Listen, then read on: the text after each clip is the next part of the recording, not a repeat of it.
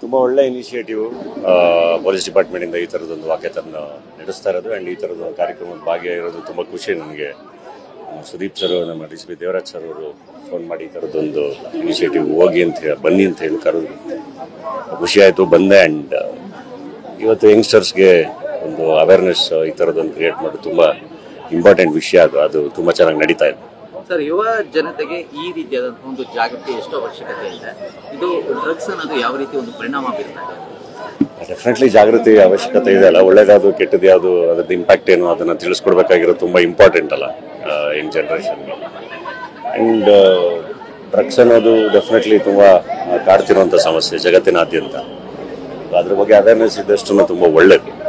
Drugs ಕಡೆ ಒಲವು ಕೊಡುವಂತಹ ಯುವಕರಿಗೆ ನೀವು ಯಾವ ರೀತಿಯಾದಂತಹ ಒಂದು ಸಜೆಷನ್ ಕೊಡ್ತೀರಾ?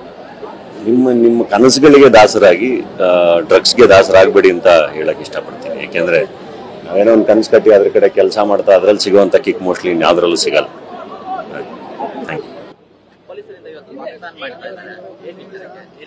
ತುಂಬಾ ಒಳ್ಳೆ ಇನಿಷಿಯೇಟಿವ್ ಪೊಲೀಸ್ ಡಿಪಾರ್ಟ್ಮೆಂಟ್ ಇಂದ ಈ ತರದೊಂದು ವಾಕ್ಯಾಥಾನ್ ನಡೆಸ್ತಾ ಇರೋದು ಅಂಡ್ ಈ ತರದ ಕಾರ್ಯಕ್ರಮದ ಭಾಗಿಯಾಗಿರೋದು ತುಂಬಾ ಖುಷಿ ನನಗೆ. ಸುದೀಪ್ ಸರ್, ನಮ್ಮ ಡಿ.ಸಿ.ಪಿ ದೇವರಾಜ್ ಸರ್ ಅವರು ಫೋನ್ ಮಾಡಿ ಈ ತರದೊಂದು ಇನಿಷಿಯೇಟಿವ್ ಹೋಗಿ ಅಂತ ಹೇಳಿ ಬನ್ನಿ ಅಂತ ಹೇಳಿ ಕರೆದ್ರು. ಖುಷಿ ಆಯ್ತು, ಬಂದೆ. ಅಂಡ್ ಇವತ್ತು ಯಂಗ್ಸ್ಟರ್ಸ್ಗೆ ಒಂದು ಅವೇರ್ನೆಸ್ ಈ ತರದೊಂದು ಕ್ರಿಯೇಟ್ ಮಾಡೋದು ತುಂಬಾ ಇಂಪಾರ್ಟೆಂಟ್ ವಿಷಯ. ಅದು ತುಂಬಾ ಚೆನ್ನಾಗಿ ನಡೀತಾ ಇದೆ. ಸರ್, ಯುವ ಜನತೆಗೆ ಈ ರೀತಿಯಾದಂತಹ ಒಂದು ಜಾಗೃತಿ ಎಷ್ಟು ಅವಶ್ಯಕತೆ ಇದೆ? ಇದು ಡ್ರಗ್ಸ್ ಅನ್ನೋದು ಯಾವ ರೀತಿ ಒಂದು ಪರಿಣಾಮ ಬೀರ್ತಾ ಇದೆ?